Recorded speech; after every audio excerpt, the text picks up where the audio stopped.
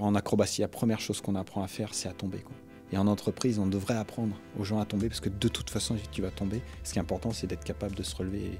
Et pour moi, le leadership, c'est ça, c'est d'accompagner, d'être là en disant « je vais te laisser chuter, mais t'inquiète pas, tu te feras jamais mal parce que je serai là.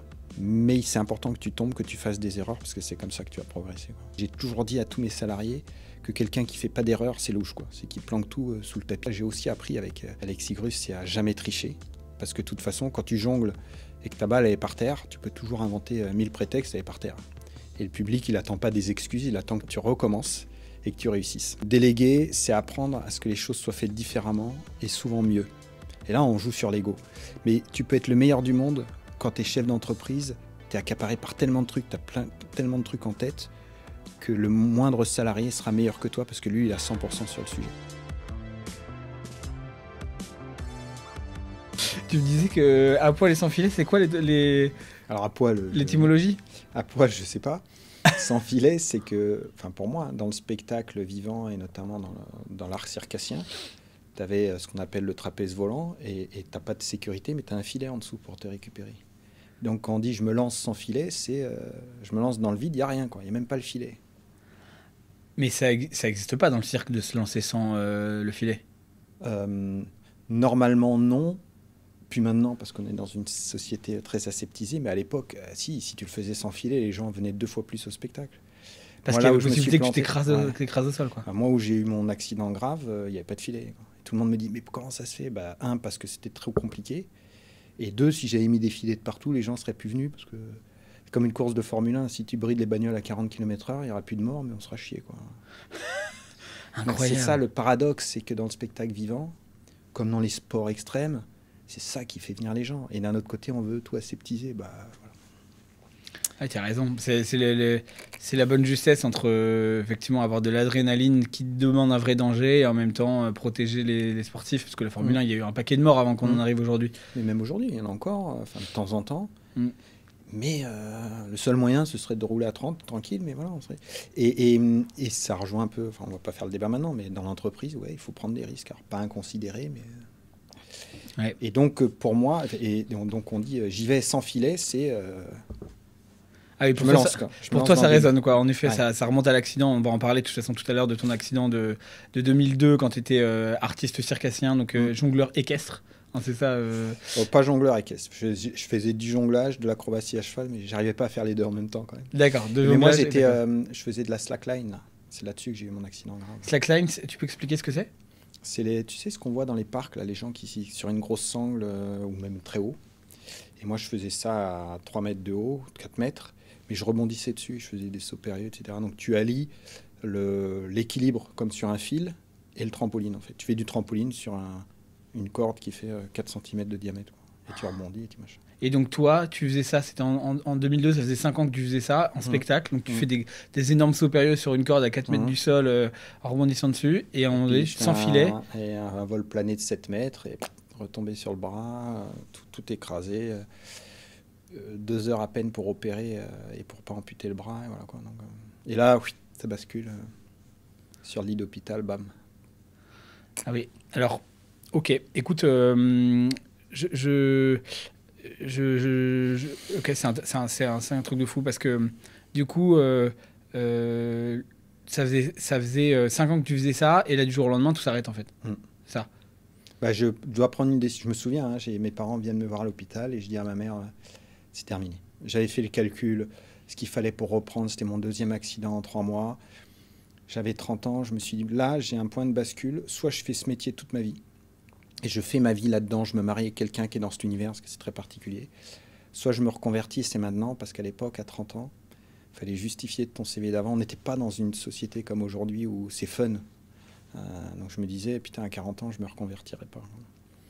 Et je switch en quelques minutes et en me disant, allez hop. Et j'ai créé ma boîte avec le bras dans le plat, quoi, vraiment. Mais parce qu'il fallait que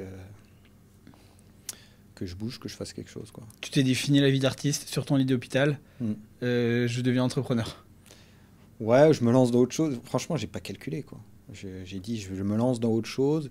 Et il m'a fallu presque 10 ans pour me rendre compte que je l'avais développé exactement comme un spectacle vivant et comme tout ce que j'avais appris là-dedans et que c'est pour ça que ça a marché, quoi.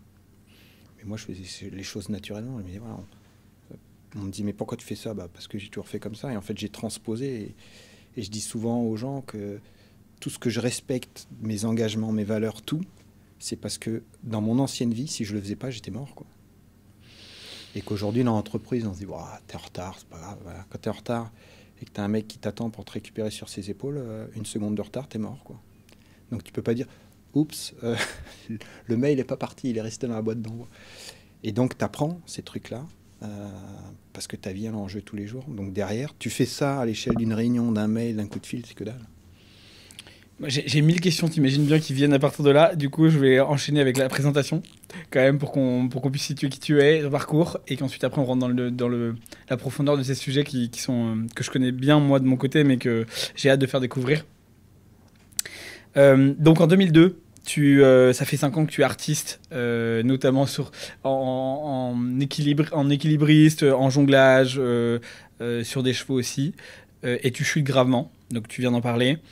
Et aujourd'hui, après 22 ans, donc sur ton lit d'hôpital, tu as décidé de monter une entreprise qui s'appelle Iseis, qui travaille sur la sécurité au travail, et qui est la même depuis 22 ans, qui compte aujourd'hui plus de 100 salariés, et dans laquelle tu amènes en effet les valeurs, les pratiques du cirque dans l'entreprise. Tu aurais pu tout perdre ce jour-là, tu viens de le dire, mais en fait, tu t'effondres pas, tu as transformé la douleur en moteur, tu as switché directement pour te lancer dans l'entrepreneuriat. Et aujourd'hui, il y a plus de 100 collaborateurs, tu fais 8 millions de chiffres d'affaires, et surtout, c'est sans levée de fonds, hein, c'est une boîte 100% indépendante que tu détiens.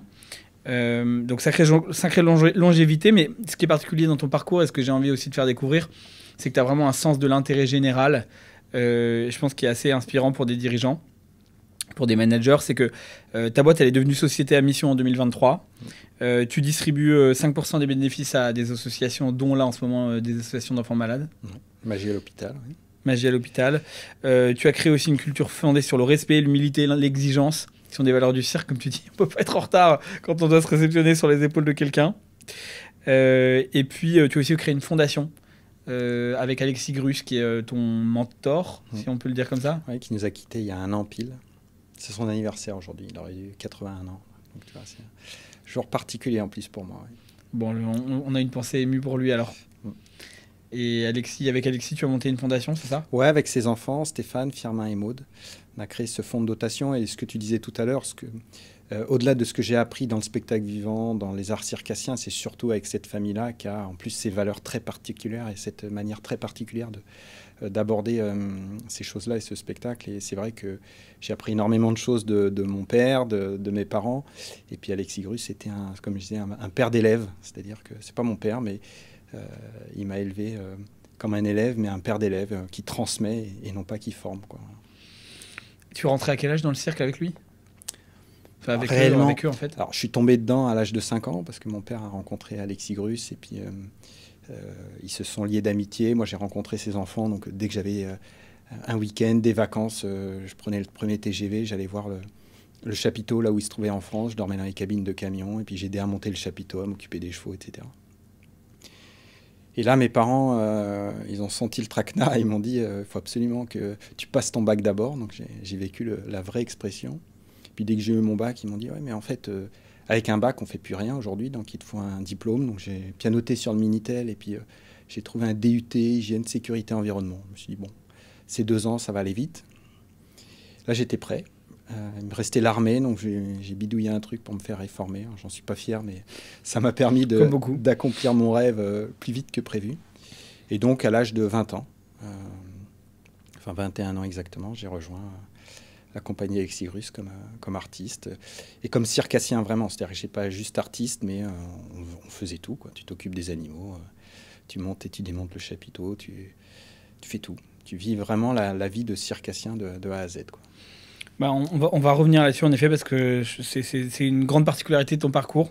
Et du coup, pour terminer sur ta présentation, c'est qu'en fait, effectivement, tout ce que tu apprécies, ce que tu préfères, je pense, c'est transmettre les valeurs du cirque dans l'entreprise, des valeurs que tu as vécues dans ta chair. Et bon, même si tu as cessé de jongler au niveau professionnel, on va dire, maintenant tu jongles avec les enjeux de l'entreprise.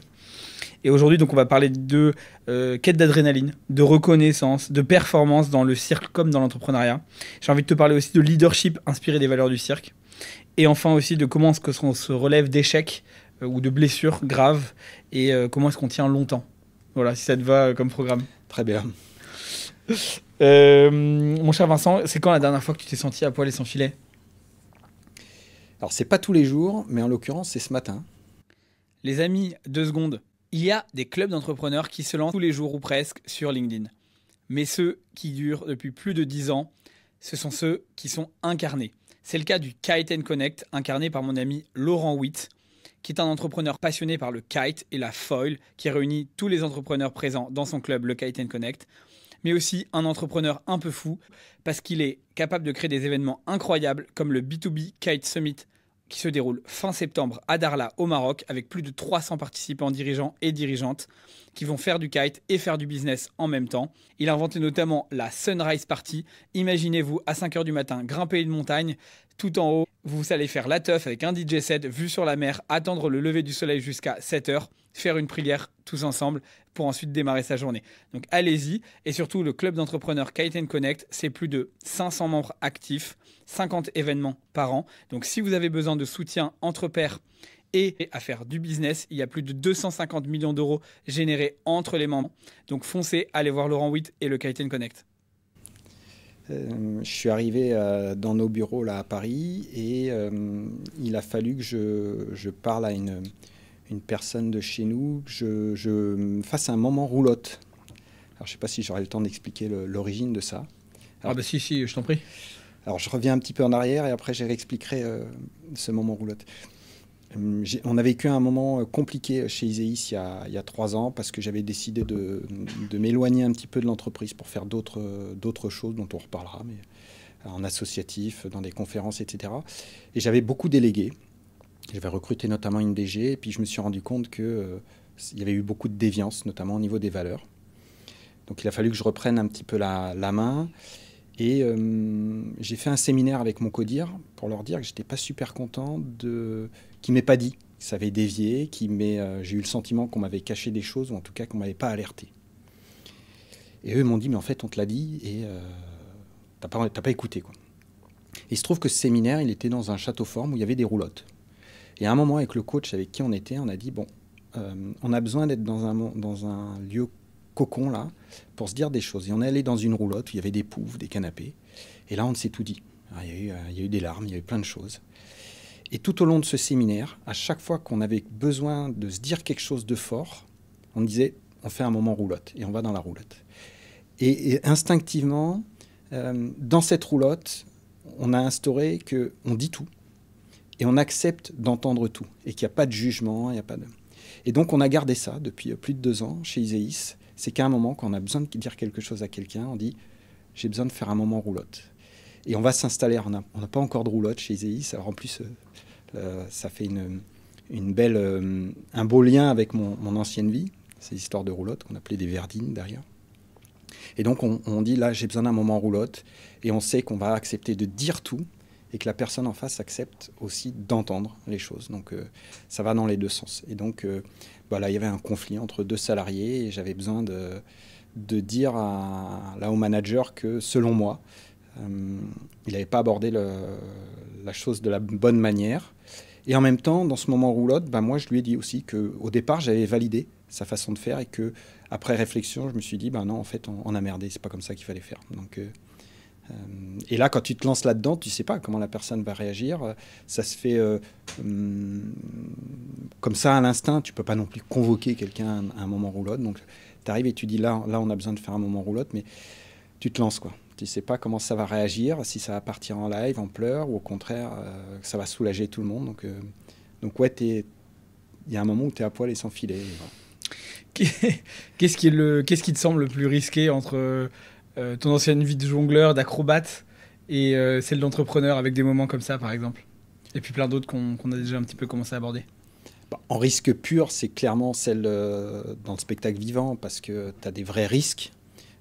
Tu risques ta vie tous les jours, que la moindre blessure, tu peux plus exercer ton boulot. Et puis qu'il y a très peu de rattrape possible. D'ailleurs, c'est un terme qu'on utilise en spectacle.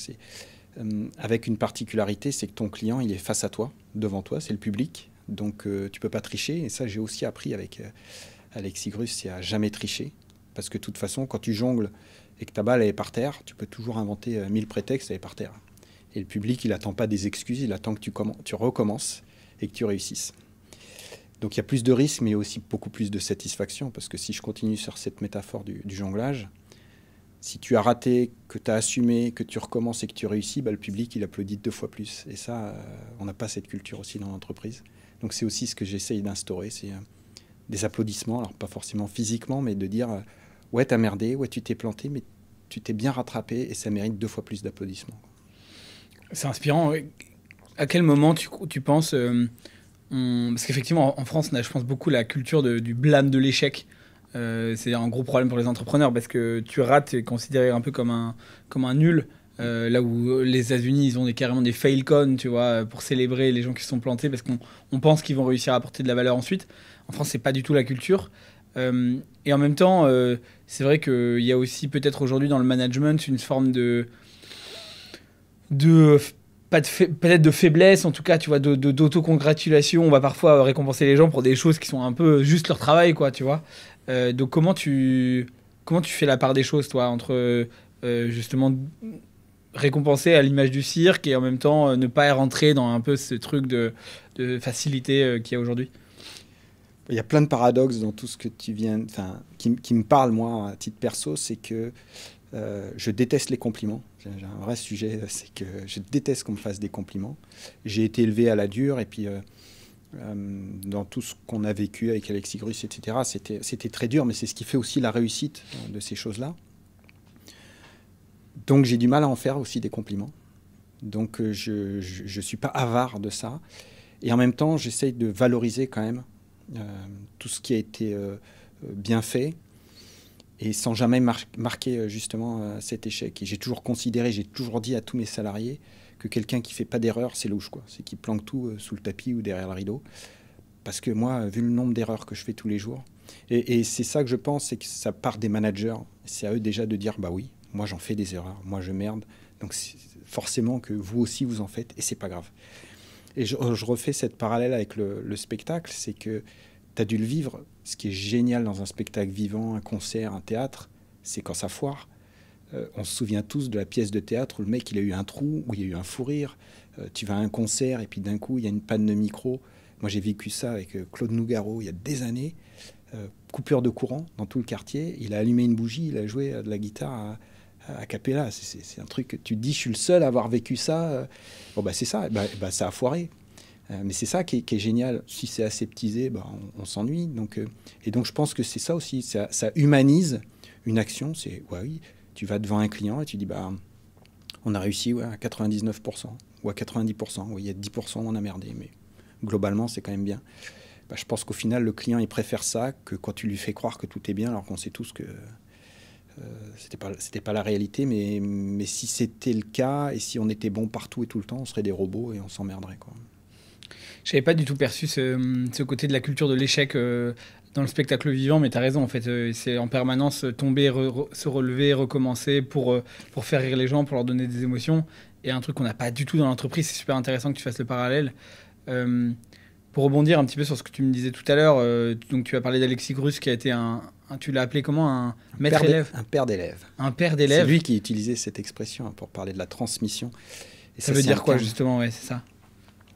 C'est que c'est pas un formateur. Le formateur, il a un savoir et puis tu donnes des choses. Un père d'élève, il transmet, donc il montre et il est là en permanence pour accompagner. Alors j'ai plein d'anecdotes, mais c'est vrai que nous, quand on était jeunes, avec Firmin, là, mon meilleur ami, on a été élevés ensemble. Firmin Grus, qui est le fils d'Alexis Grus, et puis qui a repris l'entreprise familiale, donc qui est un chef d'entreprise, qui a 150 salariés. Donc on échange beaucoup aussi sur l'entrepreneuriat et sur nos méthodes de management. Et donc quand on était jeunes, on faisait nos spectacles, il y a 3000 personnes debout qui t'applaudissent, tu as 20 ans, tu sors, tu fais un peu le kéké, et le soir à table, Alexis, Gypsy, sa femme, il nous disait, les gars, vous n'êtes pas les meilleurs, vous n'êtes pas bons, et vous êtes en train de faire les beaux, mais vous êtes à la veille de votre prochain accident, quoi. Parce que, un peu comme en bagnole, c'est le jour où tu te crois bon qu'il t'arrive un pet. Et nous, on disait, merde, ils exagèrent quand même. Et puis petit à petit, bah, tu fais ça avec tes enfants, avec tes salariés, où tu es, un petit peu le... Parfois, tu passes pour le père fouettard parce que tu vois le mal partout, mais tu es en train finalement de les protéger, de les préparer aussi à ça, parce que c'est vaut mieux que ce soit toi qui leur dise plutôt qu'ils vivent l'accident, quoi. Donc un père d'élève, c'est ça. C'est pas simplement un formateur qui vient le matin, qui t'apprend des choses et qui repart. Il t'enseigne, il transmet son expérience, et ça aussi, c'est hyper important. C'est de capitaliser sur l'expérience. Ça, c'est quelque chose sur lequel on ne peut pas aller plus vite que la musique. Et j'essaye aussi d'axer la formation de mes salariés là-dessus, c'est-à-dire les anciens qui forment les jeunes. Et ça, l'argent qu'on dépense en formation pour faire venir quelqu'un de l'extérieur de la boîte qui ne connaît rien à ta culture de boîte, alors que tu as des mecs que tu as laissé partir il y a 2 ans en retraite et qui avaient tout dans leur disque dur et qui sont partis avec. Donc ça aussi, cette notion de transmission, et pas simplement former sur des concepts, mais vraiment transmettre des bonnes et des mauvaises expériences. Quand tu disais former, tu as dit un peu former à la rude d'ailleurs tout à l'heure, ça veut dire quoi et c'est quoi qu'est-ce que ça permet d'être formé à la rude, notamment dans le fait de diriger aujourd'hui, qu'est-ce que ça t'a permis? Moi, ça m'a permis d'acquérir une valeur que m'a transmis aussi Alexis Grus, c'est cette notion d'humilité, c'est-à-dire de se dire, bah, t'es jamais arrivé, t'es toujours prudent, et que ouais, cette remise en question. Lui nous disait, j'ai pas besoin de vous dire si c'est bien, le public il vous le dira, vous inquiétez pas, les applaudissements ils valent 1000 compliments que je vais vous faire, quoi. Donc, et c'est vrai, alors ça c'est propre au spectacle vivant. Donc dans l'entreprise je fais quand même un peu plus de compliments parce qu'on n'a pas toujours les applaudissements du client, c'est ça le problème.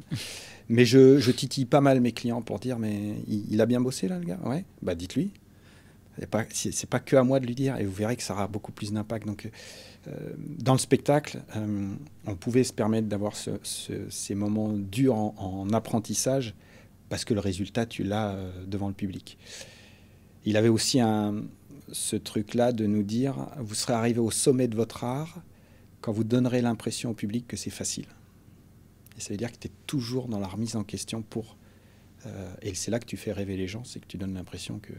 Et on le voit dans plein de métiers où tu croises quelqu'un, tu dis wow, il est à l'aise, lui c'est facile pour lui. Mais en fait, c'est parce qu'il a tellement bossé que ça te donne l'impression que c'est facile, mais quand tu l'interroges, le gars, c'est tout sauf facile, quoi. Tu le vois sur un sportif de haut niveau, tu vois Federer faire un revers, tu dis oh, c'est que dalle pour lui. Ouais, c'est juste des milliers et des milliers d'heures, voilà. Tu crois à la maxime 95% de sueur, 1% de talent, 99% de transpiration. Ouais. C'est une valeur chez toi? Oui. Alors, à mort, moi, je suis pas du tout doué. J'ai pas beaucoup de diplômes, j'ai pas fait de grandes écoles. Par contre, je suis un bosseur fou. Quand j'arrive dans une réunion qui va durer une demi-heure, j'ai bossé 3 heures avant. Je bosse énormément. À nouveau, je vais reprendre une citation très célèbre d'Alexis Grus. Il définit l'art comme le travail effacé par le travail. Et ça, je pense qu'on peut l'appliquer à n'importe quel domaine, à n'importe quel métier, quoi. Le travail effacé par le travail. Ok, donc c'est ce que tu dis tout à l'heure, c'est-à-dire on n'a plus l'impression que ça en est, ça devient facile, ça devient beau.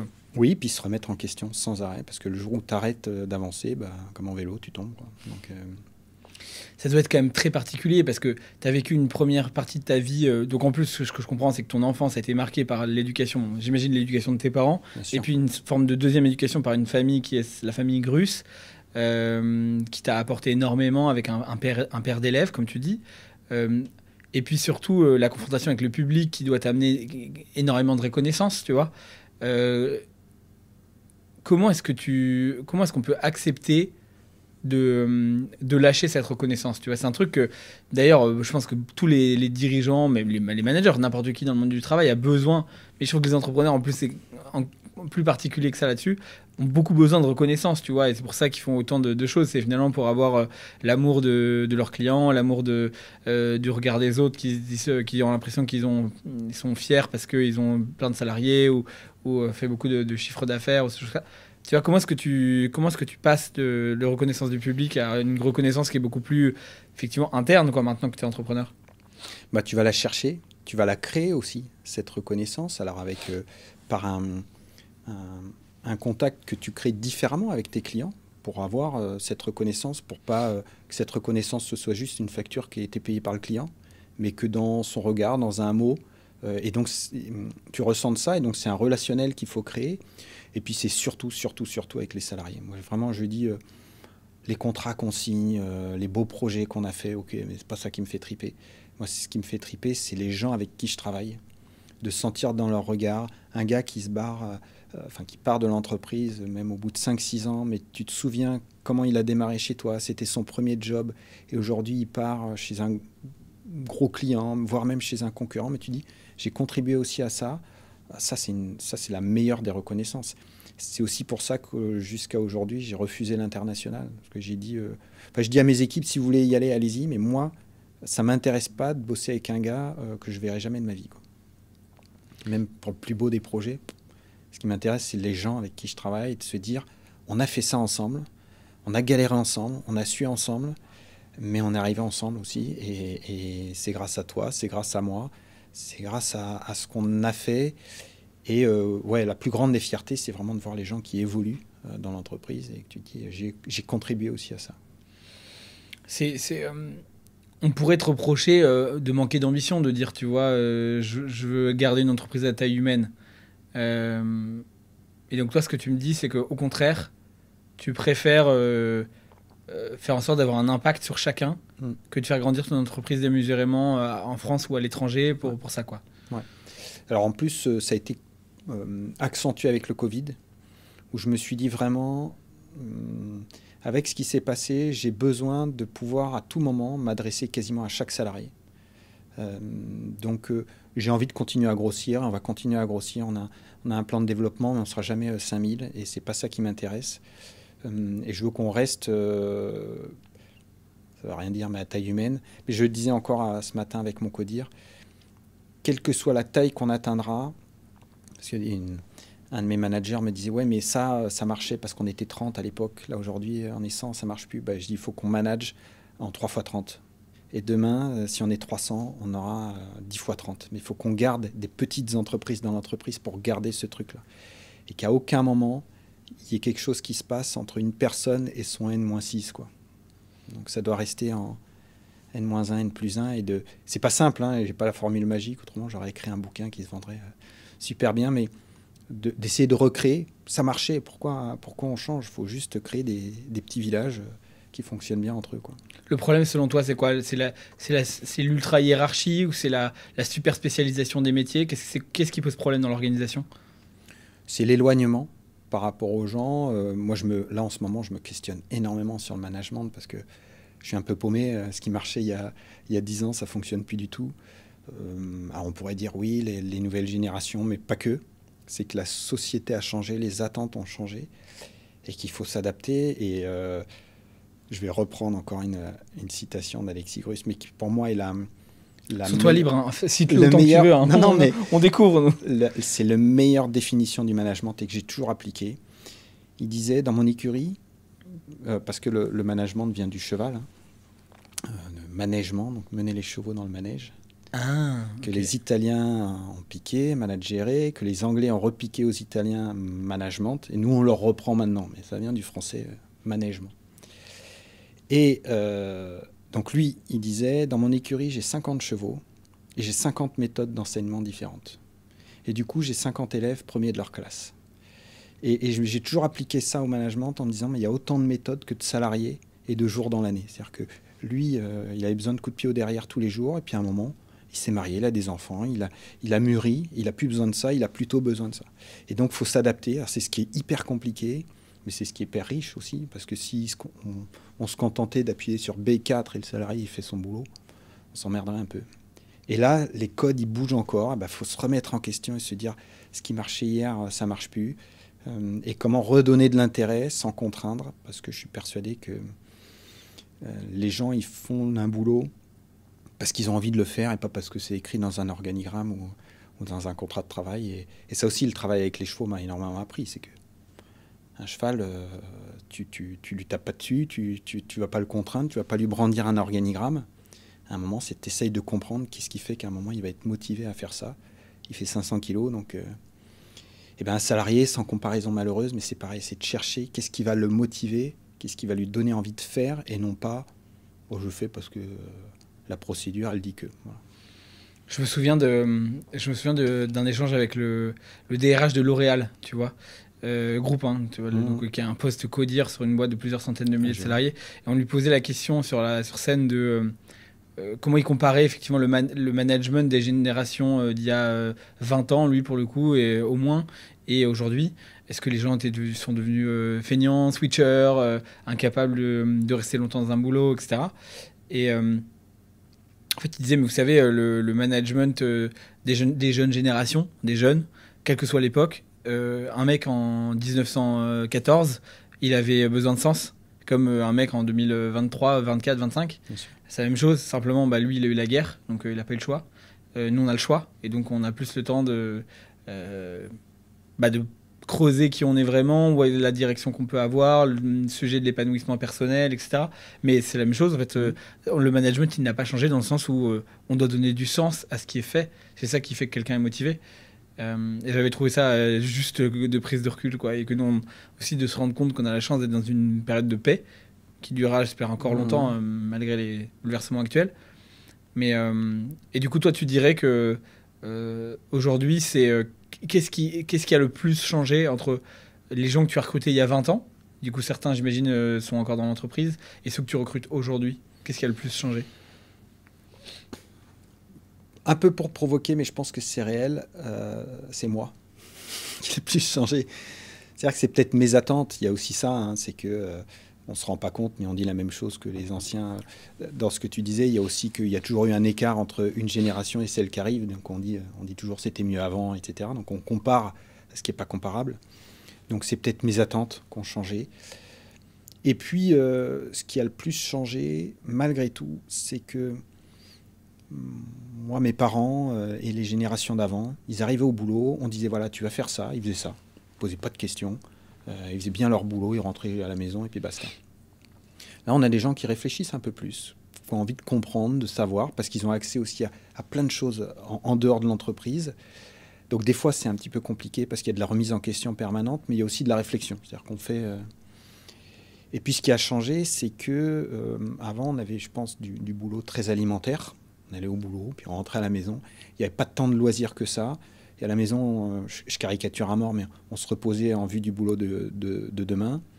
Et là, on a toutes ces sollicitations numériques et autres de loisirs, et qui font que on s'éclate plus autant au boulot, ou en tout cas, on s'éclate tellement à la maison que c'est compliqué de rendre le boulot fun. Donc, on redouble d'idées, de management, de team building. Et il faut, parce qu'il faut rivaliser avec ce qu'il y a en dehors du boulot. C'est marrant que tu le vois comme ça. Okay. Et moi, je pense, toi, sur l'histoire de la semaine de 4 jours, c'est un vrai sujet. C'est que je m'intéresse à mort au sujet, et en même temps, en étant prudent, parce que je me dis, mais plus on va avoir de loisirs à l'extérieur, et c'est génial, plus ça va être compliqué de retrouver du plaisir aussi au boulot, sachant que ça deviendra presque la moitié de la semaine, et puis qu'en plus, il va falloir financer ses loisirs, et que plus on a de temps libre, on n'a pas forcément l'argent pour ça. Donc, je suis assez prudent, et en tout cas, je pense qu'il faut redonner de l'attrait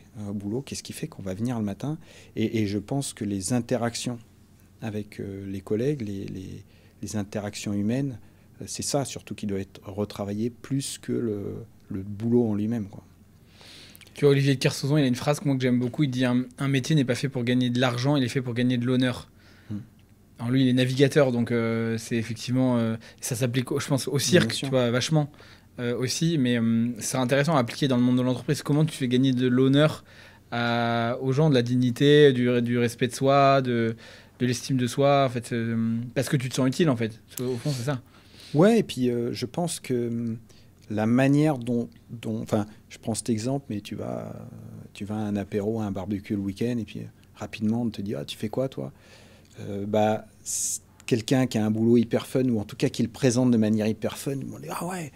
Et puis celui qui dit oh, « Moi, je vise des boulons dans un truc », on dit « Bon, d'accord, salut, je passe au groupe suivant. » Celui qui vise des boulons sur un truc, il pourrait aussi dire en fait, je suis en train de fabriquer là l'hélicoptère du futur qui va permettre de préserver la planète, machin, etc. Donc, de quelle manière tu embarques aussi sur ces sujets-là, Moi, je travaille énormément dans le BTP, donc ça a été le deuxième univers que j'ai découvert et qui est très semblable au spectacle vivant, sur plein de choses, sur les valeurs humaines, sur tout ça.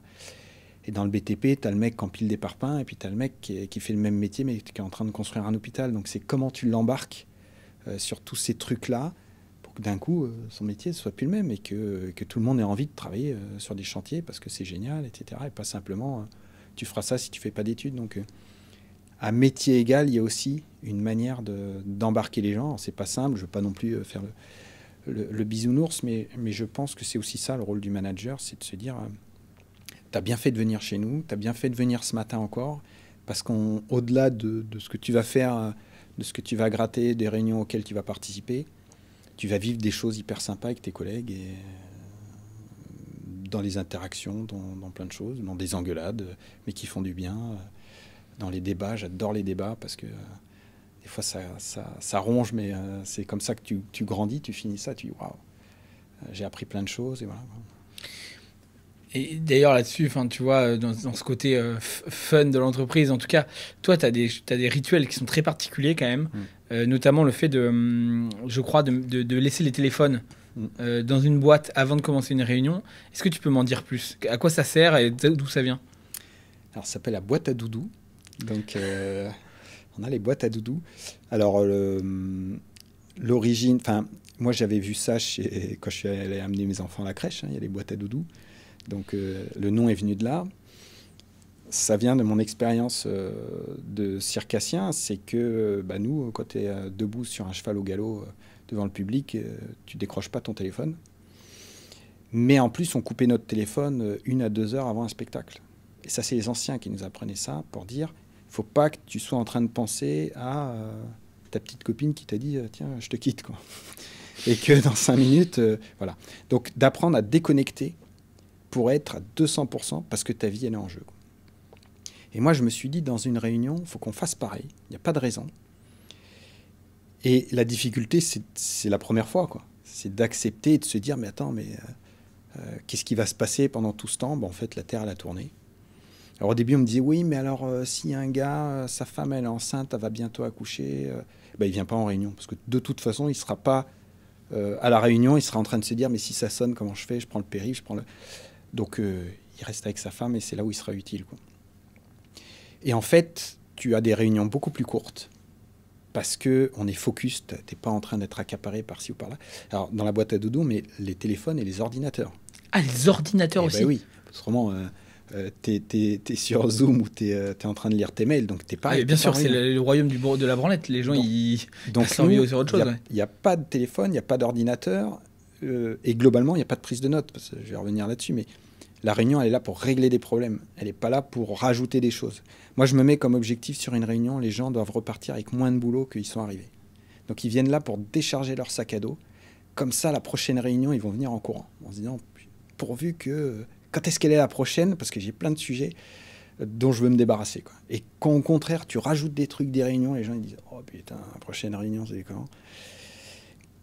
Et quand on fait des séminaires d'une journée ou quoi, on fait des pauses beaucoup plus longues, d'1h30, pour avoir le temps de traiter les sujets courants. Donc, tu n'es pas déconnecté, mais tu as le temps de les faire. Plutôt qu'une pause de 5 minutes, tu as la clope dans une main, le téléphone de l'autre, et tu fais n'importe quoi. Donc, et ça, après, c'est une culture. Donc, tu te retrouves avec des réunions qui font maximum 1 heure, qui ont été préparées en amont, etc. Et ça pose plus de problème. Et dans tous ces rituels, ce qui est génial, c'est que la difficulté, c'est convaincre les 2 premiers, hein. Après le 3e, et quand on a 90, le gars qui arrive, il fait comme les autres, quoi. Il est vacciné par les autres. C'est incroyable, je trouve que c'est incroyable le côté... effectivement, je comprends bien du coup d'où ça vient, le besoin d'être présent, particulièrement comme tu dis à chaque fois dans le spectacle vivant, parce qu'il y a un vrai danger de tomber, de se faire très mal ou de rater complètement un spectacle. Mais du coup, dans l'entreprise, c'est vrai qu'on a l'impression que les enjeux sont plus là, mais même pour les gens, c'est nul, quoi. C'est une expérience pourrie, t'as raison. Ils n'ont pas envie de rentrer en réunion. C'est génial ton truc aussi de repartir avec moins de travail que de venir avec. Ça devrait être un truc hyper important. Est-ce que vous avez d'autres rituels comme ça qui sont particuliers à Isaïs? Ouais, on en a... Tu t'as dit du coup la roulotte quand même aussi. Donc il y a la roulotte, il y a la boîte à doudou. Il y a le comment tu te sens.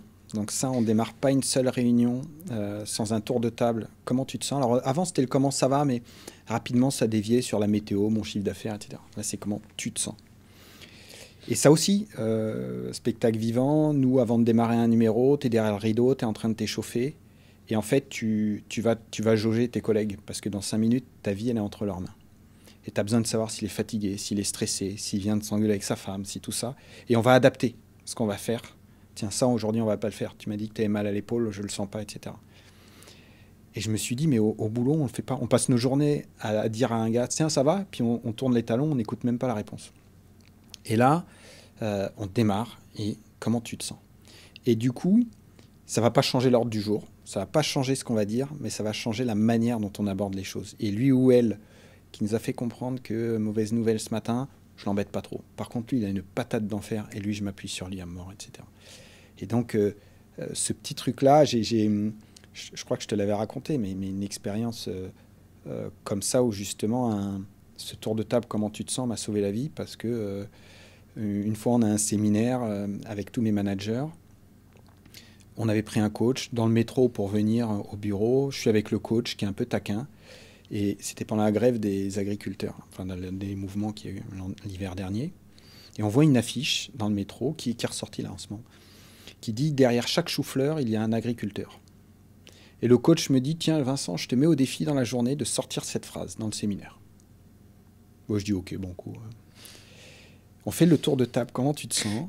Et j'ai une responsable d'agence qui est sur notre agence de Lille. Et elle dit, bah ça va, mais c'est vrai que c'est pesant cette histoire des agriculteurs. Ça fait chier de voir des mecs qui se défoncent et qui se tuent juste pour nous nourrir et qu'eux, ils n'ont même pas à manger, quoi. Et puis en disant ça, elle a les larmes aux yeux. Enfin, tu sens que ça la prend, que ça l'apaise. Et moi, je me dis, mais jamais je sors ma phrase à la con derrière chaque chou-fleur pour faire rire le coach, quoi. Donc, j'ai jamais sorti cette phrase-là, mais ce tour de table a servi à ça, finalement. Et toi, s'il n'y avait pas eu ça, j'aurais sorti ma phrase à un moment pour faire le malin, enfin, pour relever ce défi, et peut-être que je l'aurais vexé à mort. Donc, ça, c'était le hasard, mais ça a pris tout son sens, là, encore plus. Tu vois. Mais quand même, tu vois, des managers qui doivent se dire, si tu fais ça, alors comment est-ce que tu contrôles? Parce que est-ce que ça t'est déjà arrivé d'avoir quelqu'un qui te dit effectivement un truc vraiment grave et que du coup on se dit oula, tu vois, ça peut ouvrir quelque chose où tu peux pas faire semblant d'ignorer ce qui a été dit. Tu vois, imagine quelqu'un dire bon bah je sais pas, mon grand-père est décédé ce matin. Bon bah tu peux pas juste dire ah ok désolé, tu vois, c'est enfin après bon peut-être j'en sais rien, mais tu vois comment tu gères les moments et aussi ma deuxième question c'est comment est-ce que ça se transforme pas aussi en bureau des pleurs? Parce que tu peux, voilà, il y a plein de gens qui peuvent se dire non mais attends, du coup le mec il doit passer 25 minutes sur les 30 minutes de réunion à demander aux gens comment ils se sentent, quoi. Alors déjà, moi je crois beaucoup à l'autorégulation. Si quelqu'un te dit que son grand-père est mort, c'est qu'il avait besoin de le dire. Et vaut mieux le savoir plutôt que de faire les malins toute la journée. Voilà. Et que s'il te le dit, c'est qu'il avait besoin que ça sorte. Et généralement, il va te le dire en disant bah, je suis bien content du coup d'être là parce que ça va me. Voilà. Et donc, toi, tu sais. Mais le plus compliqué, c'est plutôt quelqu'un qui dit ouais, moi ça va. Et tu comprends que ça va pas, mais qu'il n'a pas envie d'en parler et il faut aller un peu deviner. C'est plus ça. Mais en fait, moi j'ai une directrice des ressources, la Mélanie, elle s'éclate et elle trouve des idées en permanence. C'est-à-dire que même moi je le découvre, en début de réunion, c'est plus dans nos séminaires, mais enfin les réunions avec les managers, elle met sur la table 20 affiches de films connus et elle dit vous choisissez, ça c'est votre humeur du jour. Et donc moi c'est la folie des grandeurs parce que voilà. Donc ça va être des emojis, ça va être des titres de chansons connues. Et puis elle va les mettre en live avec Spotify, donc tout le monde se met à chanter. Enfin, il y a toujours une idée, un prétexte pour parler de ton humeur, et c'est pas juste oh ça va, oh je suis fatigué, oh bientôt les vacances. Donc elle suscite le truc. Mais ce qui est vachement intéressant, c'est qu'on a souvent des réunions sur 2 journées et que le deuxième jour, on refait le comment ça va, comment tu te sens, parce qu'en fait, ça permet de mesurer l'impact du jour précédent. Et des fois, tu as des gens, ils arrivent le premier jour, ils disent ça va pas, moi je m'en sors plus, je suis vanné, etc. Et le jour 2, la même personne te dit putain, je suis gonflé à bloc, là, hier soir on a passé une soirée de malade, ça y est, c'est parti. Donc tu vois aussi l'impact que ça a eu, et ça peut être l'inverse. Voilà. Ok, bah écoutez, demandez donc conseil, demandez à vos salariés vraiment comment ils se sentent, pas comment Ouais. ça va, et Comment ils se sentent. comment tu te sens. C'est Je ça que les prends, mots ont je, un sens. je prends l'anecdote parce que dans le spectacle vivant, nous on travaille avec des chevaux. Donc ta vie, elle dépend d'un cheval qui fait 450 kilos. Et lui, tu peux pas lui demander comment ça va. Donc on devait aller sentir, tu le caresser, pour sentir tout ça. Et je me dis, avec des êtres humains, on a la chance de leur demander, on n'écoute même pas la réponse, quoi. C'est quand même complètement con, quoi. Hmm. Tout ça, en fait, c'est effectivement c'est des propriétés très particulières de ton leadership. Il y a autre chose qui m'a marqué, c'est que euh, toi, tu fais vraiment confiance a priori. Alors, effectivement, tu l'expliques par le fait que, en effet, tu n'as pas le temps de te demander, enfin, à part à demander comment il se sent à ton partenaire qui va te recevoir sur les épaules, mais tu peux pas, sur le moment, tu es obligé de faire confiance. Parce que quand tu vas tirer sur quelqu'un, bah, tu peux pas double-checker, comme on dit, tu peux pas contrôler. Donc, ce qui se passe, c'est que tu as une forme de management qui est en général beaucoup dans ouais, dans la responsabilité de l'autre et l'autonomie et le fait de faire confiance. Tu m'as dit une fois d'ailleurs que pendant les vacances que tu prenais, tu ne réponds pas au téléphone. Tu regardes pas tes emails. Ce que énormément de dirigeants et de managers font, euh, d'entrepreneurs. Donc, est-ce que tu peux nous expliquer d'où ça te vient aussi et voilà, pourquoi tu le fais et comment ça marche? Alors ça c'est grâce à ma femme, je l'ai rencontrée, ça faisait 2 ans que j'avais créé Iséis. Et elle, parents et grands-parents entrepreneurs, et elle m'a dit, par contre, je te préviens, la famille, elle passera jamais après la boîte. Moi, j'ai pas eu de vacances pendant toute ma jeunesse, parce que mes parents ils me disaient, non, mais ça ira mieux l'année prochaine, mais tu verras un jour, etc. Et l'argent que mes parents ont fini par avoir, elle en a pas voulu. Elle m'a dit, cet argent, il représente la jeunesse pourrie qu'on a eue, quoi. Et donc, je me suis dit, Parce qu'elle voilà, n'avait pas vu ses parents. ouais. Et je me suis dit, bah, ouais, en fait, faut que je fasse gaffe à ça. Et en fait, à nouveau, c'est la seule difficulté, c'est ce que tu t'appliques à toi au début, parce qu'après, tu le transmets au premier, au deuxième, et puis le 90e salarié. Nous, on a pas de charte de déconnexion. Il n'y a personne qui passe un coup de fil après 19 heures ou qui envoie un mail après 19 heures, quoi. Parce qu'il sait que je le tue, quoi. Et moi, je me suis dit, un salarié, il est dans son canapé, avec son téléphone, avec sa femme tranquille, en train de discuter, d'un coup bip bip. Et qu'est-ce qu'elle doit te dire, sa femme ou son conjoint? Ah, encore ce patron qui vient nous emmerder alors qu'on était en train de passer un bon moment. Moi, j'ai pas envie que sa famille, elle pense ça de moi, quoi. Et ça, donc, ça fait 20 ans, j'ai pas de mail, pas de téléphone en vacances. Je suis jamais sollicité. Ça a 2 vertus, c'est que quand je rentre de vacances, je te jure que c'est vrai, j'ai un message téléphonique et j'ai 3 mails à traiter. Parce que quand tu expliques dans ton mail que de toute façon ce ne sera pas traité, soit c'est pas important et les gens ils passent à autre chose, enfin dans ta messagerie de téléphone, soit c'est important et ils savent vers qui se tourner. Et la deuxième vertu, c'est que la personne qui aura géré ce sujet-là, ton N-1, ton collègue, bah, tu le fais grandir, quoi. Tu as su gérer, bah, tu continueras à le gérer, donc c'est génial. Génial, j'adore. C'est ouais, la réponse par le vide, quoi, en fait, hein, le succès par le vide. Mais ça t'est jamais arrivé que tu reviennes et qu'il y ait une énorme merde? Si. Alors, vas-y, raconte. J'ai une anecdote. 2 février, je m'en souviens, donc 2 février 2013, 2012.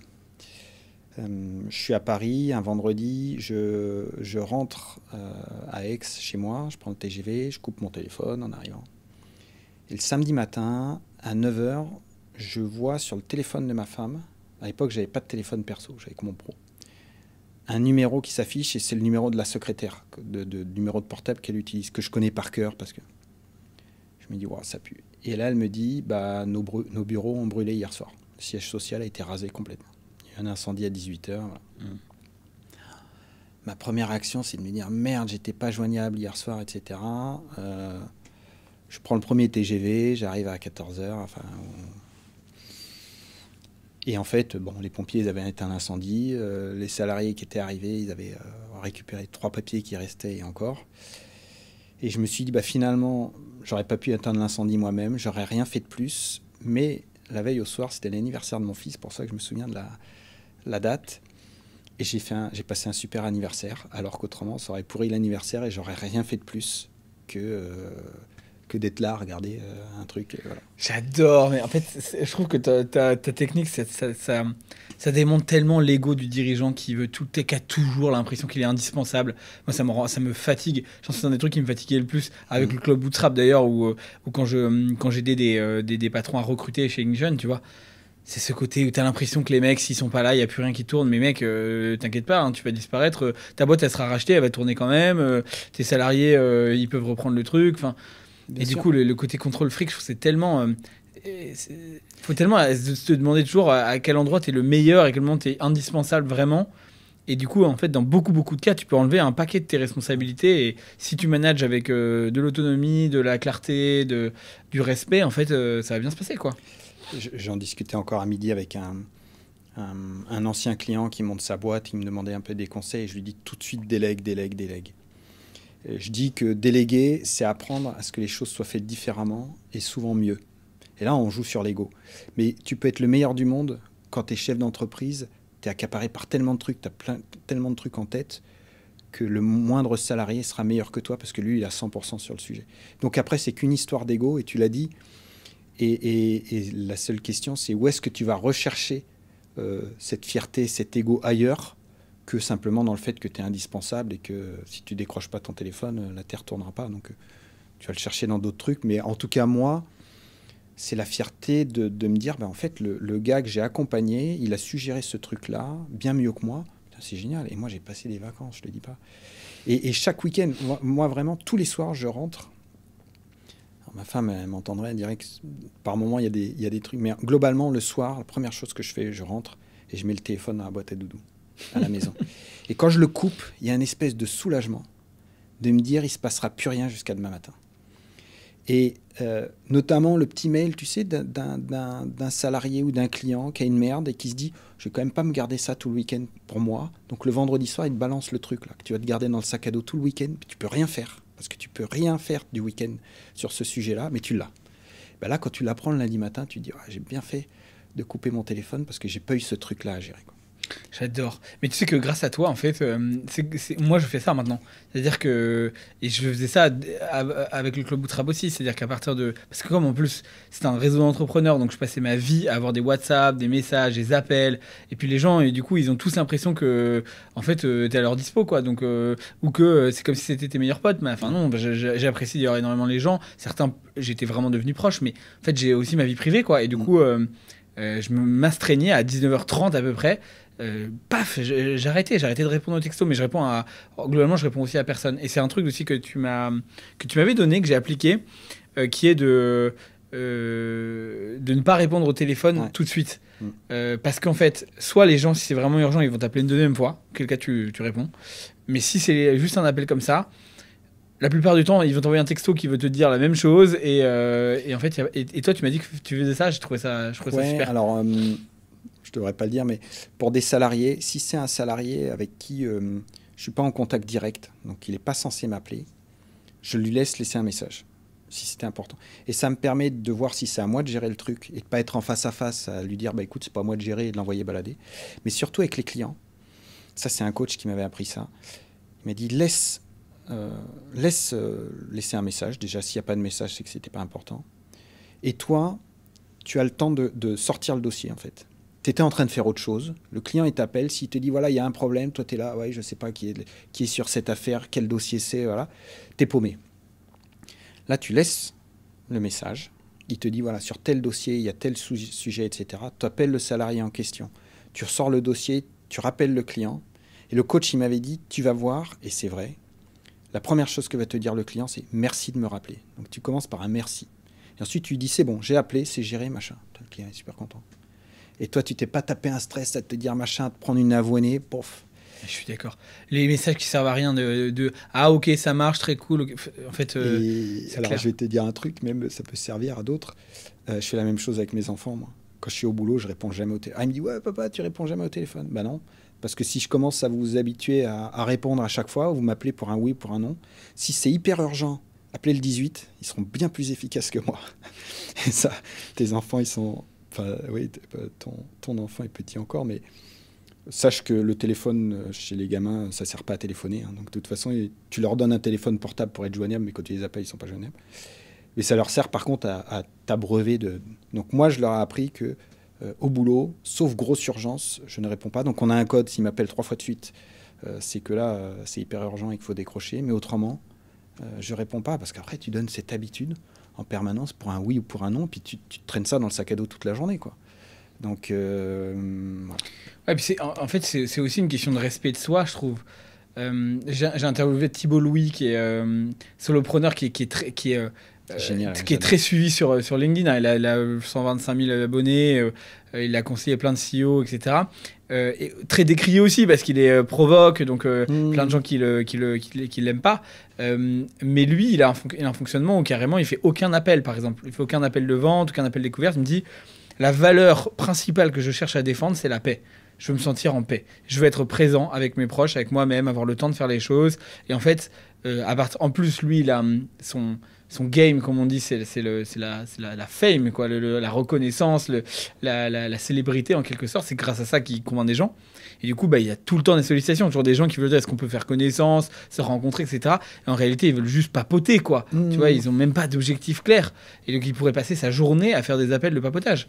Et donc, lui, il me dit je fais aucun appel, tout se passe par WhatsApp, par texto. Et après, il me dit voilà, quand c'est urgent, Et c'est vrai que du coup, les gens, au bout d'un moment, ils se disent, quand on me contacte, les gens font l'effort de me faire une demande claire, une demande précise. Et moi, maintenant que depuis que je fais ça aussi, d'être moins disponible par téléphone tout de suite, les gens, du coup, ils me font une demande plus claire. Ou alors, on organise une rencontre. Parce que moi, j'adore, je préfère ça. Ouais, de dire, tu vois quelqu'un, tu vois les gens, là, on est tous les deux, on passe un vrai moment. Mais passer un quart d'heure à parler sur quelque chose, et souvent plutôt une demi-heure à parler sur quelque chose qui n'a aucun intérêt, je trouve que t'as perdu du temps, quoi. Ouais, c'est la difficulté, mais d'où l'intérêt de laisser les gens laisser un message, parce que tu connais le sujet, tu apportes une réponse concise, alors qu'autrement, et notamment quand il y a une engueulade, ou quand tu laisses la personne s'énerver sur ta messagerie, puis après tu rappelles avec une solution et il n'y a plus d'engueulade, quoi. J'adore. Bon, là Isaïe, ça fait 22 ans. Qu'est-ce qui fait que tu as encore la foi de continuer? Quand est-ce que tu sauras que c'est... alors déjà, est-ce que tu es satisfait? Est-ce que tu es fier? Ou est-ce que tu as l'impression encore que... Tu sais, parfois, il y a plein de dirigeants, ils ont du mal à se dire... ils continuent parce qu'ils savent pas s'ils ont réussi, tu vois, quelque part. Donc toi, est-ce que c'est le cas? Et jusqu'où ça continuera, du coup? Alors, oui, je suis fier, mais c'est plus quand les gens m'en parlent, parce que c'est un peu comme les enfants, quoi. Tu vois pas que ça a grandi. Les gens ils te disent waouh, génial, mais comme quand on te dit il a grandi ton fils, mais en fait tu le vois tous les jours, donc tu le vois pas grandir. Et 100 personnes, c'est juste une personne de plus que 99, donc moi, à nouveau, je suis content des gens que je rencontre. Ce matin, j'ai fait dans les rituels qu'on a, j'ai 3 cafés visio par semaine avec les salariés, parce qu'on a des salariés aux 4 coins de la France. Et donc, chaque vendredi matin, je fais un café visio avec un salarié qui est rentré dans l'entreprise. Donc, je veux que le premier vendredi de l'embauche, alors, soit c'est en physique si c'est un Parisien, mais autrement un café visio, avec moi en tête-à-tête pour qu'on se connaisse et qu'on se fasse rencontrer. Et je veux que ce soit un moment marquant pour le salarié. Et il y a 2 autres moments dans la semaine où les salariés prennent rendez-vous avec moi et on se prend un café. Alors, je préférais que ce soit en live, mais c'est trop compliqué. Mais on est en visio et on se prend un café tous les deux, un quart d'heure. Voilà. Et ça c'est un vrai kiff, c'est que tu apprends à connaître les gens, d'où ils viennent, leur histoire. Enfin voilà. Donc ça, c'est ce qui me fait triper. Malgré tout, et depuis 4 ans maintenant, je me suis lancé dans plein d'autres activités parallèles, parce que c'est aussi ce qui fait que je garde la foi dans Isaïs, c'est que ça me permet aussi de faire d'autres choses, de trouver parfois cette fierté, cet ego ailleurs. Je fais pas mal de conférences spectacles maintenant avec Firmin Grus, donc voilà. T'as un TEDx qui est hyper connu où tu jongles, tu jongles en même temps que tu fais ton TEDx d'ailleurs. Ouais, on parlait de management, voilà. Et donc voilà, je vais chercher aussi cette adrénaline, ces choses ailleurs. Dans de l'associatif, j'ai créé j'ai créé un think tank, je suis dans un syndicat professionnel, j'ai créé le fonds de dotation là, avec Firmin et Stéphane Grus, donc je trouve ça, ce qui fait que finalement je continue à m'éclater chez Isaïs et que je tourne pas en rond et que je n'ai pas l'impression d'être arrivé au bout de quelque chose, parce qu'il y a d'autres choses à côté qui enrichissent aussi Isaïs. Et Et voilà, donc pour l'instant... Est-ce que tu es accro à... Du coup, je comprends, en tout cas, en effet, tu as un paquet de projets, tu as Isis, et en effet, tu as cette autre vie d'intervention, de fondation, d'associatif. Euh, c'est beaucoup de choses quand même, tu vois. Donc, est-ce que tu dirais que tu es accro à l'adrénaline depuis que tu es de ton passé de circassien, ou est-ce que c'est le besoin d'être utile? C'est quoi, en fait? C'est quoi ton moteur? C'est un peu tout, c'est les projets. En fait, moi, c'est beaucoup les projets et les gens. C'est-à-dire que c'est des gens qui vont m'embarquer sur un truc. J'ai développé des startups, ça a plus ou moins marché, mais à chaque fois, c'était pas forcément le produit ou le truc, c'était les gens. Je me disais, mais avec lui, j'ai envie d'y aller, quoi. Et ça se fait à titre pro, à titre à moitié perso dans les trucs associatifs. C'est qu'à un moment, tu te dis, mais ouais, on y va, on fait ce truc-là. Et puis ouais, à titre perso, c'est des potes qui t'embarquent sur tiens, on va faire le trail machin. Euh, Là, dans 10 jours, je pars faire le Mont Blanc à ski parce que voilà, tes potes ils t'embarquent et que tu te dis. Et c'est pas l'adrénaline de l'exploit, c'est que j'ai envie de vivre ce truc-là avec ces personnes-là, quoi. Donc, tu es toujours dans une recherche de quelque chose, mais moi, à chaque fois, c'est les gens, quoi. C'est vraiment les gens avec qui tu vas vivre quelque chose. J'en parlais avec quelqu'un il n'y a pas longtemps. On parlait de resto, de bonne bouffe, de resto étoilé, de trucs. Moi, je dis vraiment, ce qui me fait triper, c'est les gens avec qui je mange. C'est plus que ce que je mange, quoi. Voilà. Non, mais de toute façon, c'est ça que j'adore, c'est que toi, tu as réussi. Enfin, si je résume l'épisode, c'est comment avoir un leadership humain en y amenant les valeurs du cirque et Ouais. en amenant des valeurs de respect pour pouvoir durer longtemps. C'est ça, en fait, j'ai l'impression de ta quête. Et du coup, tu vois, j'imagine que ça se rejoint avec le sujet de l'entreprise à mission. En 2023, vous êtes devenu société à mission. Pourquoi vous avez fait ça et c'est quoi le... Enfin, tu vois, déjà, pourquoi vous avez fait ça, en fait? Alors, à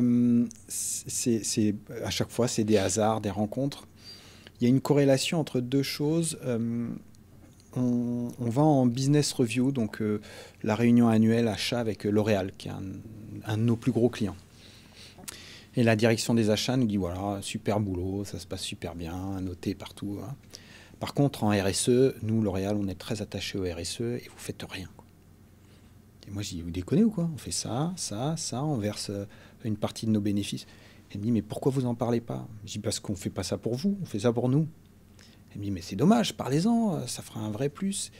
Et puis là, tu t'y intéresses, tu te dis, bah ouais, c'est vrai qu'on fait tout ça et qu'on ne capitalise pas dessus, on n'en parle pas pour attirer des talents. Parce que moi, je faisais ça naturellement, j'avais appris ça aussi dans le spectacle, de donner aux autres. Faire un spectacle devant des gamins handicapés, c'est le plus beau souvenir que j'ai de ma vie. Ça vaut tout l'or du monde de donner du bonheur à des gens.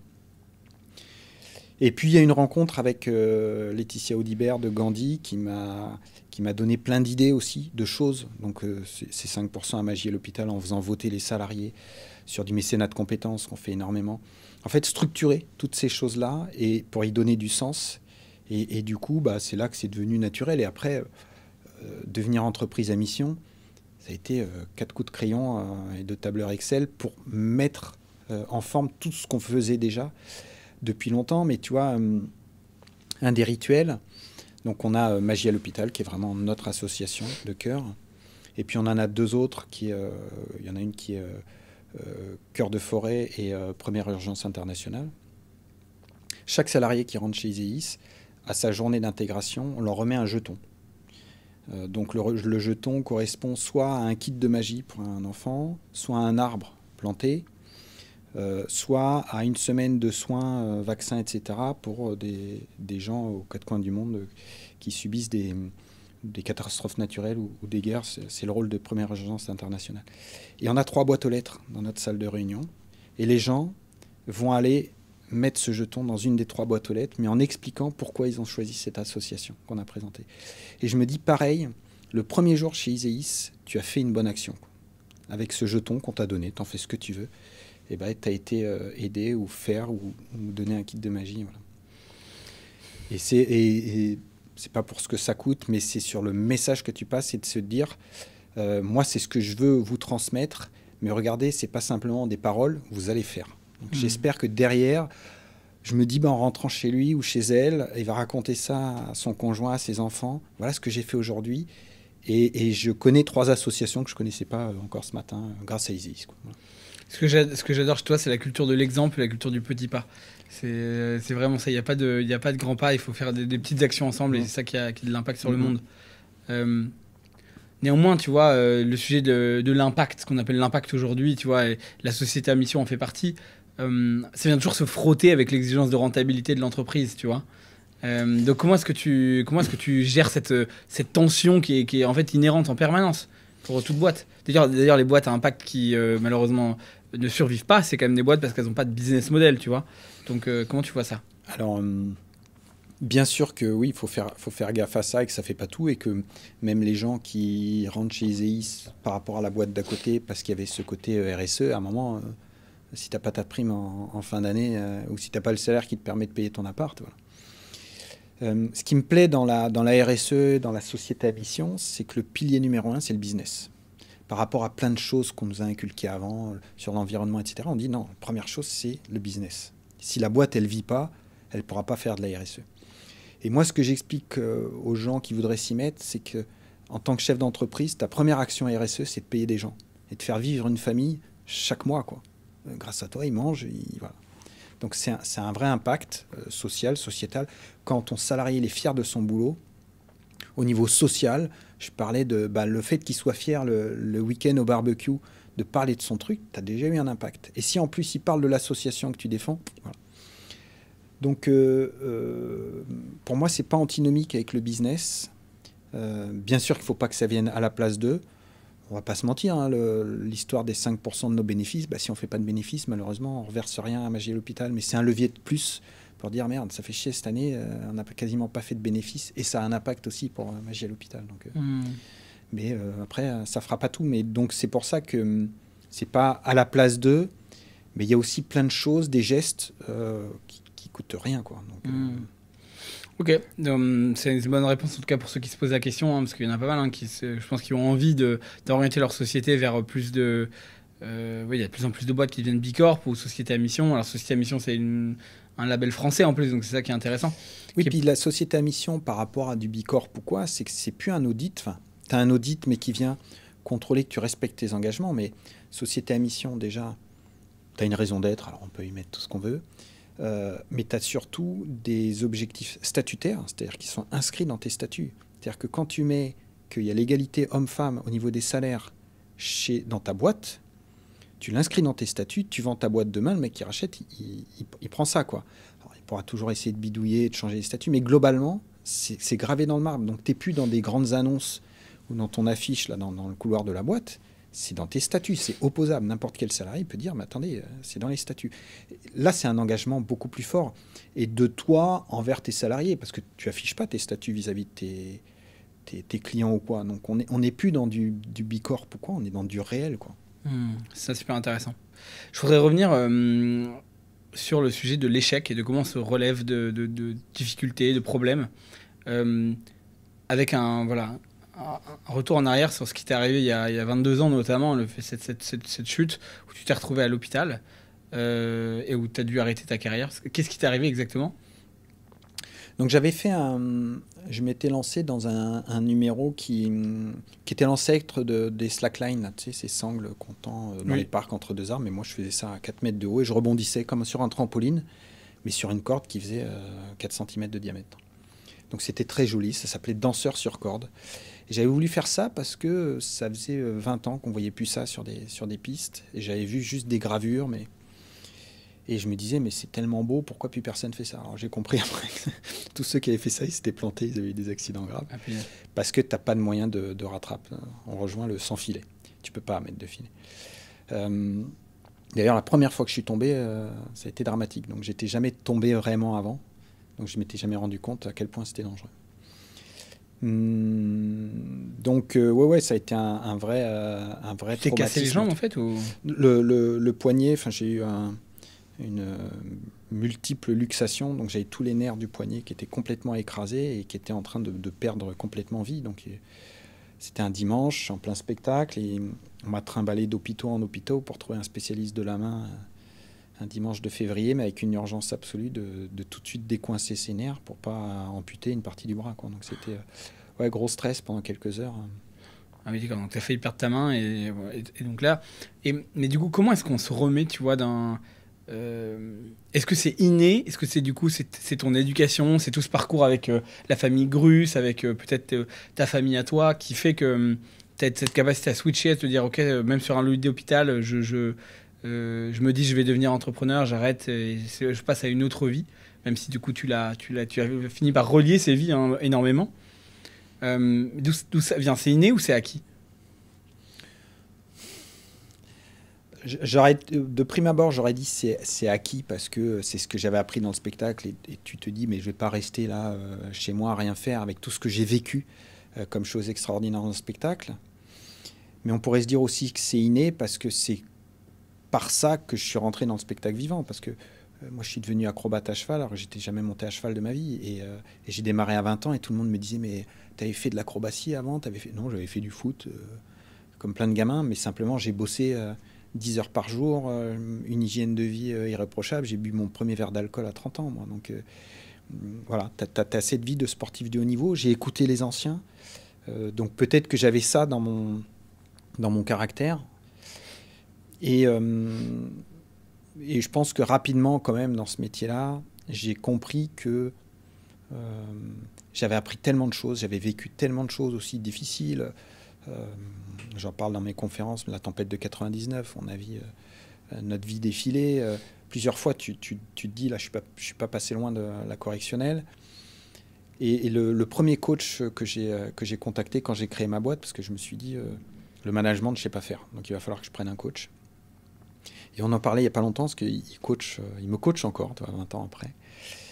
Il m'a dit, tu m'avais dit un truc qui m'avait marqué, que de toute façon, tu étais prêt à faire n'importe quel métier et que tu réussirais parce que tu réappliquerais les codes que tu as appris dans le spectacle.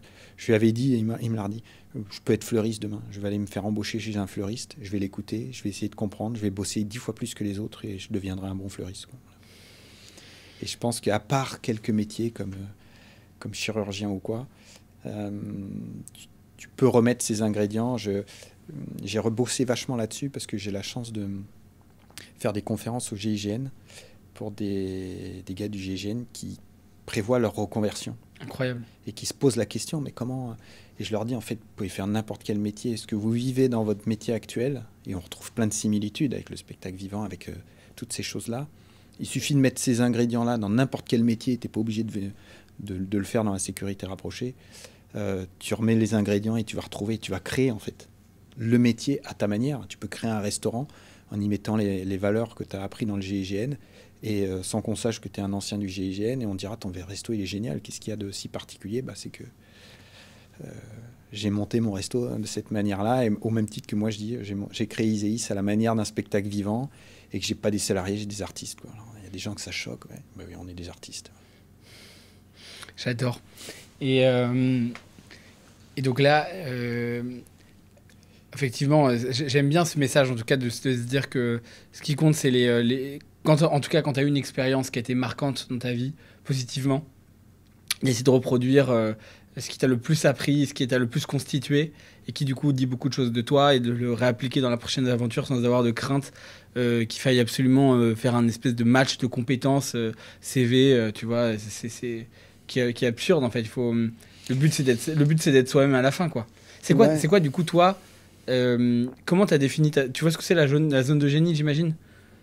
Le nom me parle, mais après, ça dépend de... C'est l'intersection entre là où tu es le plus épanoui, là où tu prends le plus de plaisir, et là où tu es le plus compétent.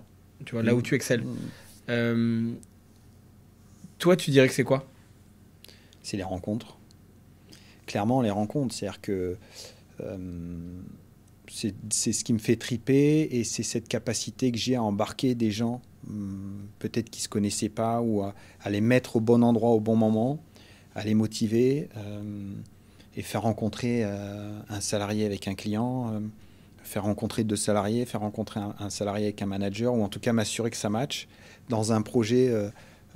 Mais vraiment, c'est les rencontres, c'est l'humain, c'est de se dire, mais cette personne-là, j'ai envie de me dépouiller pour lui ou pour elle, quoi, parce que... Et donc, c'est ce que je vise aussi avec mes salariés, c'est de se dire... J'ai envie qu'il ait envie de se défoncer. Et je ne parle pas jour et nuit, je parle en termes de qualité, en termes de de rien lâcher. Ça, c'est la plus belle des victoires. Et tu peux te déchirer les organigrammes, tu peux déchirer tous tes contrats, tu t'en fous. La personne, il est là pour une bonne raison, quoi. Donc c'est là où, ouais, c'est ça qui me fait le plus triper, je pense. Le leadership humain. Ouais. C'est quoi ta définition d'un bon leader?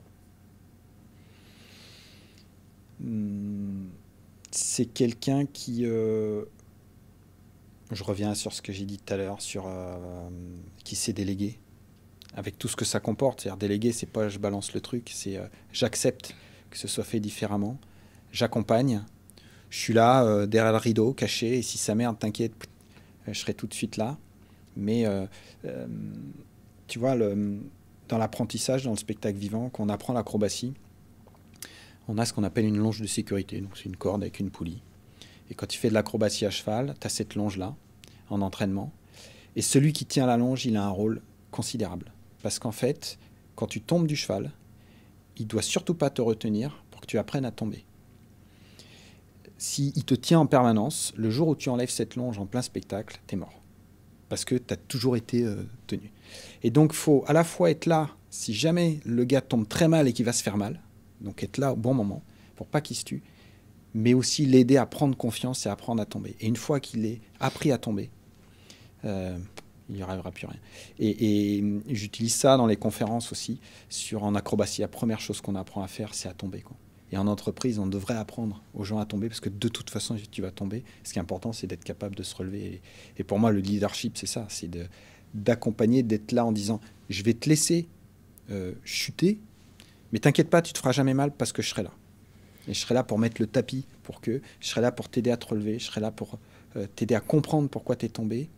Mais donc tu te feras jamais mal, mais c'est important que tu tombes, que tu fasses des erreurs, parce que c'est comme ça que tu vas progresser.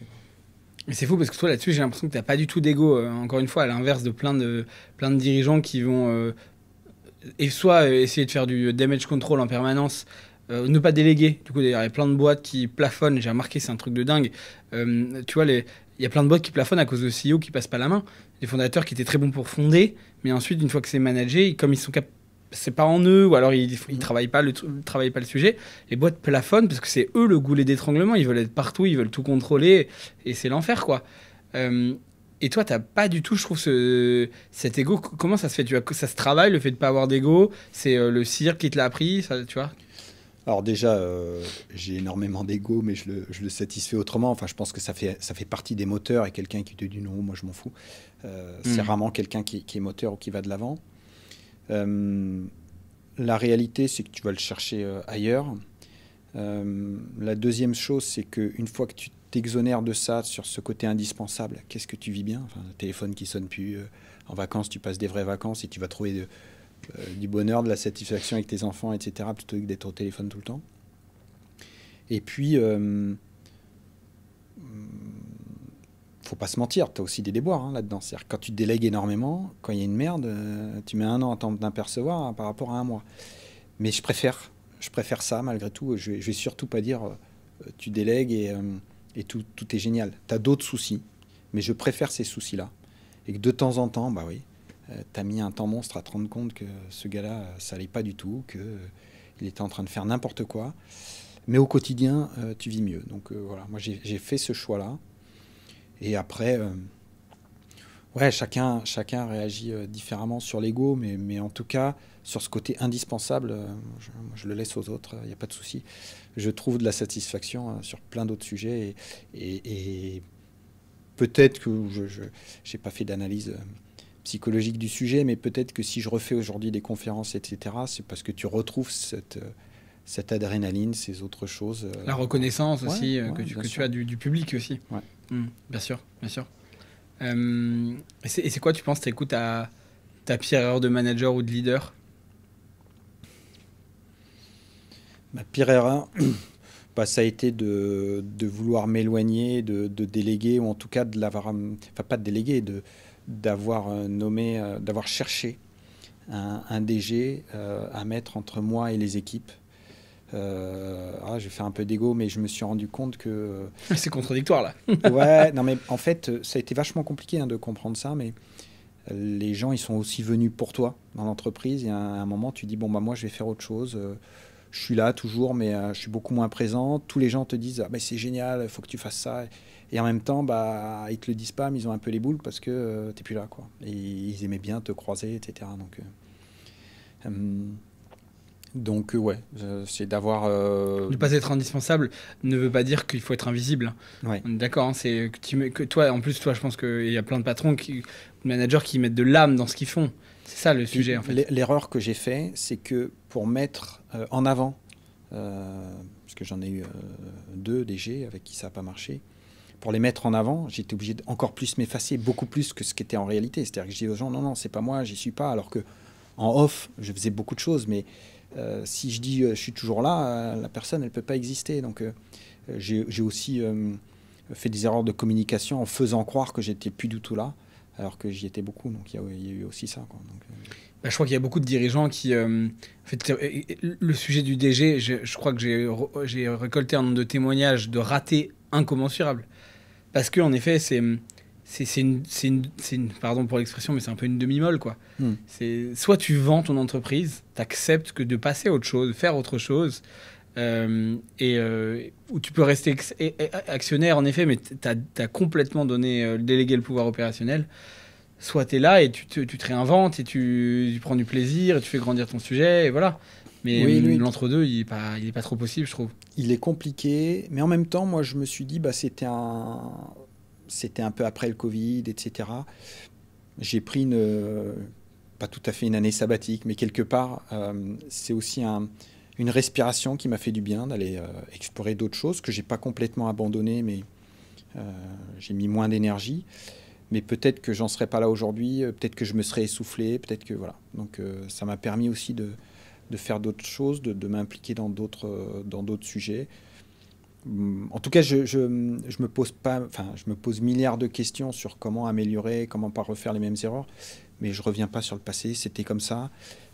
C'est peut-être aussi ce qui fait qu'on en est là aujourd'hui et ça nous a fait grandir. Et voilà, c'était une expérience comme une autre. Mais ce que j'allais dire, c'est qu'en 22 ans, mais tu dois forcément avoir des moments de doute ou de questionnement, de fatigue, tu vois, de te dire oh, c'est bon, j'ai fait le tour du sujet, quoi. T'as déjà eu ça? À peu près tous les jours. Mais c'est ce qui fait avancer. Enfin, j'exagère, mais oui, en permanence. Et ça, à nouveau, je vais les rechercher sur des rencontres. Alors beaucoup avec Firmin Grus, on s'appelle 1-2 fois par jour et on parle de nos... Ah ouais. Ouais. C'est bon, on a une relation très... Tu lui réponds au téléphone, lui, pour le coup. Lui, ouais. Non, mais pour plein de sujets, et puis c'est important à un moment de pouvoir dire, souvent, je dis, le chef d'entreprise, la difficulté, c'est que tu passes ton temps à dire tout va bien, à tes salariés, vous inquiétez pas, on maîtrise, aux clients, vous inquiétez pas, tout va bien, et puis à un moment, tu as besoin de dire, mais non, ça va pas en fait. Moi, je me suis toujours regardé de ne pas le faire avec ma femme, parce que autrement, c'est le bureau des pleurs quand tu rentres à la maison, puis elle dit, moi, j'ai que les mauvaises nouvelles, donc j'essaye d'évacuer ça avant de rentrer pour parler d'autre chose. Et donc, ouais, t'as des potes de boulot. Le club Bootstrap m'apporte énormément là-dessus, parce que tu vas à ces rencontres, à ces réunions, et tu reviens à la fois en te disant « Waouh, j'ai vu des mecs qui avaient plus d'emmerdes que moi. Mais j'ai vu aussi des gars, wow, ils m'ont inspiré. » Parfois, tu te dis « Waouh, lui, il fait des trucs, jamais je lui arriverai à la cheville. » Mais ça me donne envie. Mais globalement, tu retrouves surtout que des gens qui sont à poil comme toi et qui sont pas là pour dire je suis plus beau, je suis plus fort, mais qui ont les mêmes problèmes que toi. Donc tu te dis finalement, c'est la vraie vie et ouais, à chaque fois je repars, je suis boosté à mort. Et donc à nouveau, c'est des rencontres qui te rassurent, des fois te bousculent en te disant ouais, faudrait que, etc. Et puis c'est le fait d'avoir cette personne à qui tu peux te confier. Parce que pour le coup, j'ai l'impression que tu es un leader qui en effet très protecteur dans le sens où tu communiques pas tes doutes. Tu vois, tu penses que c'est un bon rôle pour le CEO de ne pas communiquer les doutes, les questionnements, les problèmes aux salariés? Oui, alors tout dépend à nouveau de la boîte. Moi, la particularité, c'est que je suis tout seul. Je n'ai pas monté la boîte à 2, 3, ce que font beaucoup de gens. Donc là, tu peux parler de tes doutes. Moi, ouais, je veux les protéger en disant... je ne vais pas mentir en disant non plus quand ça va pas, ça va pas. Enfin, quand les chiffres sont pas bons, Quand on te demande comment tu te sens, Vincent, parce que je pars du participe, tu peux le dire quand même. Ouais, mais souvent quand même, j'essaie de partir sur le positif. C'est rare, mais c'est arrivé que je dise non, là ça va pas. C'est arrivé que je dise aux salariés, bah ça va pas, voire même je suis en colère. Quand d'ailleurs il y a des trucs où je suis pas content, j'écris les choses. Et je trouve que ça a un impact. Ça m'est arrivé 2 fois, des réunions avec les managers. Et là, j'avais écrit un texte et j'ai lu le texte. C'est rare, mais je trouve que ça n'a pas le même impact. Et pour les gens, tu montres que chaque mot a été pesé et que c'est pas c'est pas un discours. Donc oui, ça arrive de dire ça va pas. Mais c'est important aussi de finir sur une note positive et de dire, voilà, maintenant, il y a des solutions et on va y aller ensemble, etc. Mais pour moi, oui, c'est le rôle du manager aussi, enfin du CEO, c'est de prendre toute cette charge sur lui. Il y a d'autres avantages, mais c'est de prendre cette charge et de protéger les salariés de tout ça, quoi. Écoute, pour conclure du coup cet épisode, quand tout ça sera terminé, cette vie professionnelle intense, variée, engagée, comment est-ce que tu aimerais que les gens se souviennent de toi? Je pense notamment à mes salariés, mais à mes clients, enfin à nos clients, à toutes les gens que j'ai rencontrés. On a grandi ensemble. Tu m'avais dit avant l'entretien, il ne faut pas dire de on. Et ben là, j'ai dit, ouais, on a grandi ensemble. C'est-à-dire que nos rencontres, nos engueulades parfois, parce que j'adore les débats, fait que finalement, on a grandi ensemble, quoi. Magnifique. J'ai dit à Vincent, il ne faut pas dire on, parce que parfois les invités ont tendance à dire on en parlant d'eux-mêmes. Donc je vous invite toujours à dire je, pour aussi être pleinement responsable de ce que vous dites. Mais ok, on a grandi ensemble. Et bah, merci pour ce moment grandissant, Vincent. Merci à toi, Mathieu, c'était top. Merci d'avoir écouté cet épisode de À poil et sans filet. Si vous avez aimé, n'hésitez pas à nous mettre 5 sur 5 sur la plateforme de votre choix, parce que ça nous aide énormément à faire grandir le format. Il est retrouvable sur Deezer, sur Apple, sur Spotify, sur YouTube en vidéo si vous avez envie aussi. Donc n'hésitez pas à partager, à nous mettre 5 sur 5, ça nous aide. Et surtout, à très bientôt pour le prochain épisode.